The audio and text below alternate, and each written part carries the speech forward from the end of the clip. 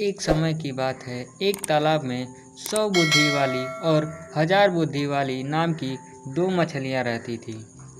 उसी तालाब में एक मेढक भी रहता था।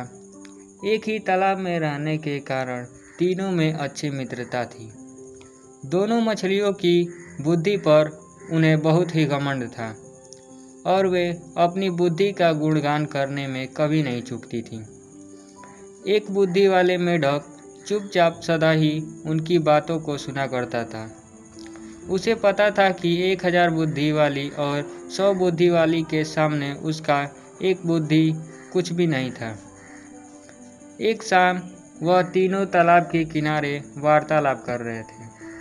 तभी समीप तालाब के मछली पकड़कर घर लौट रहे मछुआरे की बात सुनी। वे अगले दिन उस तालाब में जाल डालने की बात कर रहे थे जिसमें 2 मछलियां और वो मेढक रहते थे।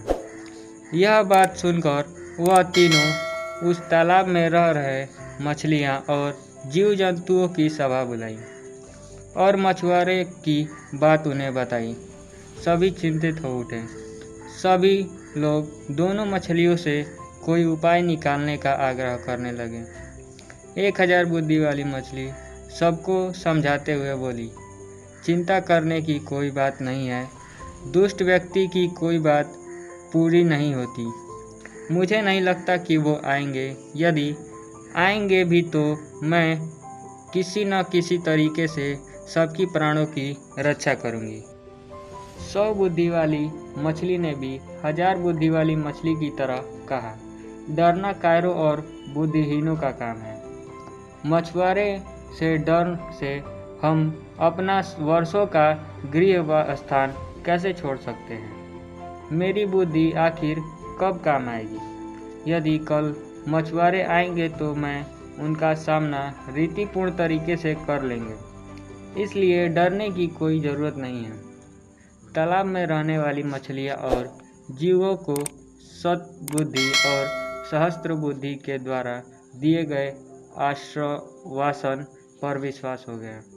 लेकिन एक बुद्धि वाले मेढक को इस संकट की घड़ी में पलायन करने का उचित लगा। अंतिम बार वह सबको आग्रह करते हुए बोला, मेरी एक बुद्धि कहती है कि यदि हमें अपने प्राणों की रक्षा करनी है तो हमें यहाँ से कहीं और जाकर रहना होगा।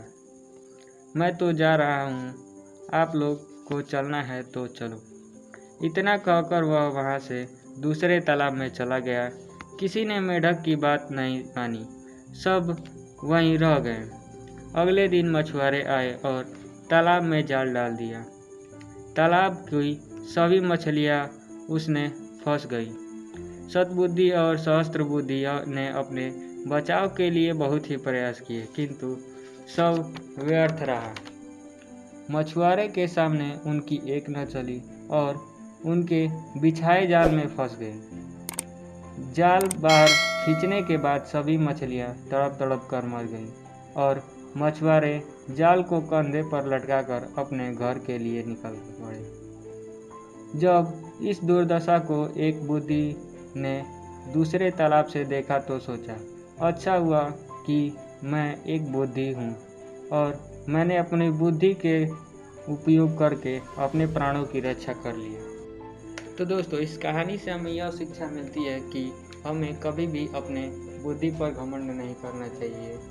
एक स्वस्थ बुद्धि 1000 अस्वस्थ बुद्धियों से बहुत बड़ी होती है। इसलिए अच्छे से सोच विचार कर कुछ भी निर्णय लें और अपनी बुद्धि पर ज़रा भी घमंड न करें। तो दोस्तों, वीडियो पसंद आए तो वीडियो को लाइक करें और हमारे चैनल को सब्सक्राइब करके बेल आइकन को भी प्रेस करें, क्योंकि हर रोज़ एक नई कहानी के साथ हम आपसे मिलते रहेंगे।